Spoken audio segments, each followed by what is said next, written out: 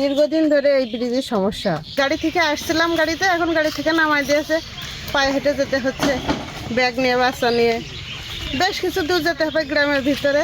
আমরা চাচ্ছি যত দ্রুত সম্ভব এটা সংস্কারের জন্য। অর্ধেক ভাঙা ছিল আর অর্ধেক ভালো ছিল, সেই অর্ধেক দিয়ে গাড়ি ঘোড়া সব কিছু মানুষজন যাতায়াত করছিল। হঠাৎ করে এক দুই তিনজন লোক এসে ভাঙচুর শুরু করে। আমি শুনলাম যে কীভাবে ভাঙছো, বলে অফিস থেকে পাঠাইছে আমাদের।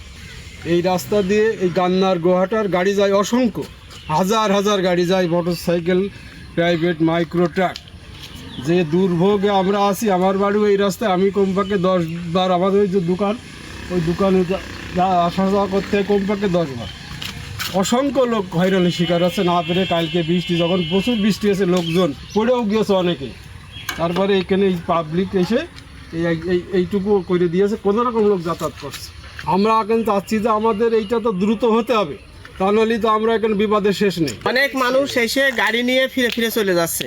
আমরা নিজেরা সবাই এইটুকুই এদের কাজ করে দিয়েছি। এরপর তো খুব রিস্ক নিয়ে মোটর সাইকেল পার হতে আছে, যদি পড়ে যায় জানের হুমকি। এই জন্য অনেকে একজন পড়ে গেছে। আমার গাড়িটাও যে পড়ে সামনের চাকা এখন বসে গেল, হুট করে যদি আমি ঠেকাতে না পারি তাহলে পড়ে যেতাম। তাহলে এটা বিরাট একটা দুর্ভোগ। আর সরকার এভাবে রাস্তা করবে আমরা তো এটা চিন্তাও করিনি।